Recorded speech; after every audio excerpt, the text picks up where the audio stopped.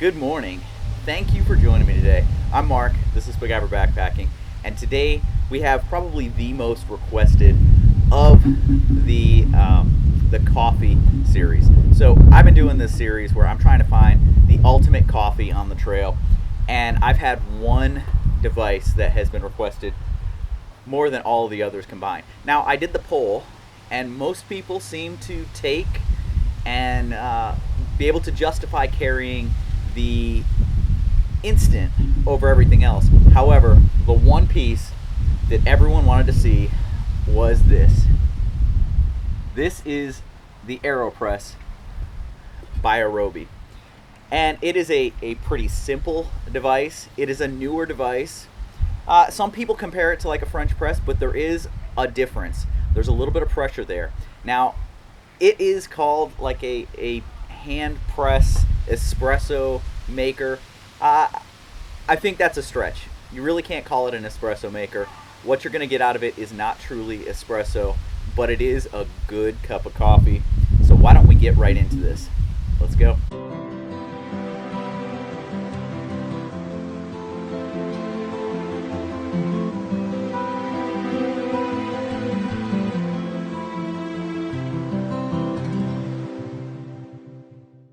Okay, so the Aeropress itself is really three pieces. So you've got it like this. You can pull out the plunger piece, and it's got this big rubber plunger, and that's what really makes it do what it does. And it's just a cylinder of like a Lexan material. Then you have the main chamber, which is where the actual brewing will take place. And then you have the basket, which inside of the basket you either place a paper filter, or there are a number of different metal filters of different screen size that you can get to put in there. Or there are different adapters that you can put on the bottom, like one from a company called Fellow that actually, it's called the Fellow Prismo, I believe, and it gets you closer to a true espresso because it'll let the pressure build up, and it's almost like a little portafilter that goes on the bottom, allows the pressure to build up, and then once the pressure is built up, it will pop open and allow your coffee to dispense, sort of like an espresso. Now, I've tried making espresso with this, and different mixes, doing it different ways with different emulsion times and then different pressures, you can get a decent, strong, small cup of coffee. I still don't know if you can call it an espresso. You're getting a very small amount of crema on it, if any at all. But let's see what this thing weighs. Let's get this turned on here. Got it on grams, and it weighs 180 grams. Change the unit to ounces. That is 6.35 ounces the way it sits here. Now, it comes with a like a funnel that you can use to make sure that you don't spill your coffee as you're putting it in. It comes with a stirrer, but if you're already out there backpacking and you already have a spoon, why would you need to take that? All right, let's get some coffee. I'll show you guys what I'm using for coffee, and we'll get it ground up and get this thing going. All right, here is the coffee that I'm using, and this is again from Coastal Coffee Roasters, my absolute favorite roaster. And this one is an Ethiopian Yurga Chefe. It's a light roast, and it has, as you can see here, I kind of wrote down some of the cupping notes: floral, blueberry, a mild lemon, or a lemon and a mild sweetness to it. Let's take a look at what these beans look like.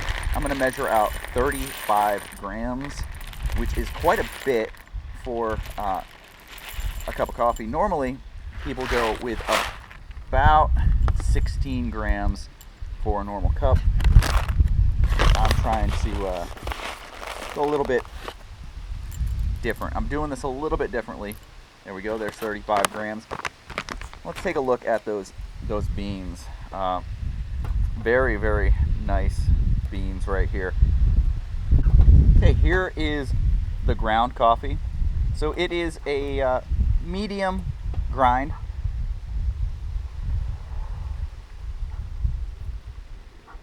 But a very consistent grind from my burr grinder. All right, so I've got the water on right now. Let me center that a little better, that's pretty bad. And I'm looking to do about an 8 ounce cup of coffee, but because I'm going with so much ground, between 32 and 35 grams is a good amount to go with. What you really want to do is play with the amount of water to get it to the right taste, to get it to where it tastes right for you. Each person has a different taste, each bean, each grind has a different taste that comes with it. And so playing with the amount of water, if you use your scale and measure the water in grams, you're gonna be able to consistently get that great cup of coffee each time. But since we're gonna be out in the woods, we're not gonna be bringing a scale with us, and so we're just gonna have the grinds that we have, throw them in here, do it, and then add whatever water we need to make it to the taste that we want. Now there are different ways that this can be done. So with the paper filter, you will want to wet the filter, kind of rinse it so you get the paper flavor out of it. One of the ways that a lot of people do it, and the way that is kind of shown with the packaging, is to put your grinds in here, put the water in, and then put this on, and you can actually pull it up a little bit after you put it in, and that will relieve the pressure and quit having it drip into your cup. I don't prefer this method. This method is shown and a lot of people use it, but I actually prefer the inverted method. So the way that I do it is I leave the plunger in, I turn it upside down, I put my grinds right in, and yeah, I spilled a little bit, no big deal. It's a little bit windy out here and whatever. So my grinds, as you can see, are right in here, and there's quite a bit in there. So I'm gonna be adding the water just off the boil. So I'll get it to a boil, pull it off, wait about 30 seconds, add it, immediately give it a stir, wait 30 seconds, put the filter on, I'll wait another minute, then I'll flip it over, put it on my cup, and do a 30-second push. So it's a 2-minute process, and that's how I get this thing done. So right now we're waiting for the water to boil. Once it does, we'll get this going. Okay, so it looks like the water has come to a boil. I'm gonna turn off the flame, pull off the water. And at this point, what I'm gonna do is I'm actually gonna take that paper filter, put it in here, and I'm gonna pour just a little bit of water over it and into my cup, and that does two things. One, it rinses out that paper flavor, and number two, it gets a little bit of water into my mug to kind of heat up my mug, especially if it's cold out. Putting your coffee into that mug, you're gonna lose your heat real quick. Now, a lot of people think you want a really hot cup of coffee, and truly, the closer you get to body temperature on your coffee, the more the flavors are going to pop and show. And so I actually like my coffee a whole lot cooler than most people do. And so I still have some water sitting here that I will add, and that's what I'm gonna use mostly to bring it to the right flavor consistency for me. All right, so it has been off for just a little bit. Now I'm not even gonna bother timing it today. I'm gonna just kind of wing it. Now this is one of my favorite coffees. Really, really enjoy this one. So I'm gonna fill it almost all the way to the top.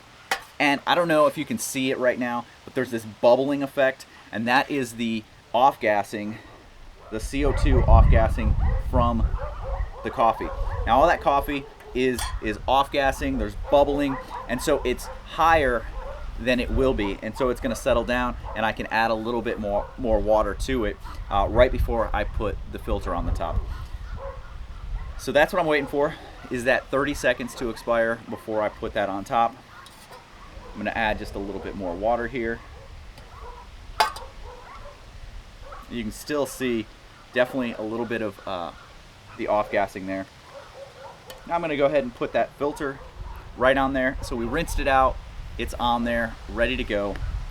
And now it's just waiting. Waiting for about a minute, then we will do the flip. After the flip, it's a 30-second press. All right, we're coming up on a minute, but what I wanted to tell you was, you know, I've got my mug pot that I use to boil the water and put it in there. Now I could just use this. I could put this on top, flip it over, and do it right into this. So I don't need to carry a second mug. Only reason I'm using another one today, I'm using my GSI Infinity mug, is so that you can kind of see through. This is pretty much see-through so that you can see what this coffee looks like. Okay, so right now we're at about a minute.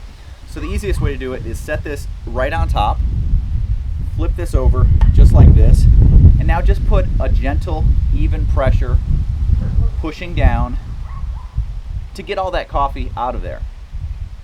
Now, one of the things you'll notice is that I'm not actually pushing on the coffee. The coffee level is here, the plunger is here. I'm pressing on air, and that air is pushing on that coffee and really putting pressure through the grounds to extract the flavor that we're looking for out of this coffee. And that's kind of the secret of the Aeropress.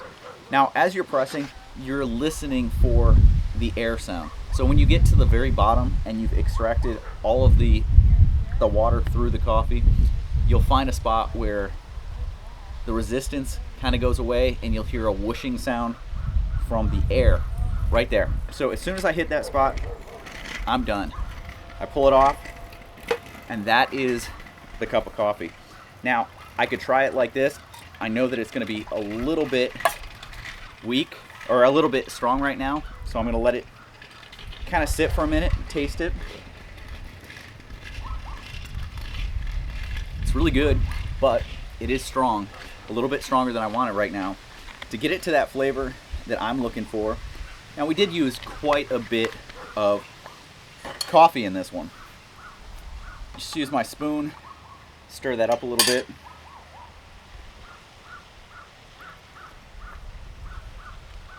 Oh, that's about perfect right there. Oh, that is a bright, wonderful cup of coffee right there. Now, there is a new Aeropress coming out. I was really hoping it would get here, and this is why I've delayed this one to the end. And I will do a whole nother video on the new Aeropress that's coming out, and it's called the Aeropress Go, and it is a smaller, condensed version that has a mug that everything stores in, all the pieces stored together so that you can take it on the go. And with traveling, it's perfect. Now, this thing only weighs 6.3 ounces, so it's not heavy. All the materials here are absolutely indestructible. Cool part about cleanup with this, cleanup is extremely easy. You take the filter off, and then you just take this whole thing over your garbage can or whatever vessel you're throwing stuff away, and just pop out. Well, that didn't work as well. Just pop it out right into the garbage can or wherever. I made a humongous mess here because I wasn't paying attention to what I was doing, but that's okay. It cleans up real easy. So now all you have to do, run a little bit of water, and I'll show you. Run just a little bit of water right over this plunger area, and it is pretty much clean and ready to go for the next time you use it. And it makes one of the best, most amazing cups of coffee I've had out of any machine. Cost is about 30 bucks. When you compare that to super expensive machines that are out there, I'm not sure why everyone doesn't have one of these. Wow. And again, great beans make a huge difference, but that is a great cup of coffee. I hope you guys enjoyed this. If you have any questions, any comments, leave them down below. As always, if you haven't before, subscribe to the channel. Hit that little subscribe button. Right next to it, there'll be a little bell icon. Hit that and you'll get notifications every time we do one of these videos. I appreciate you guys checking this out. I'll see you down the trail.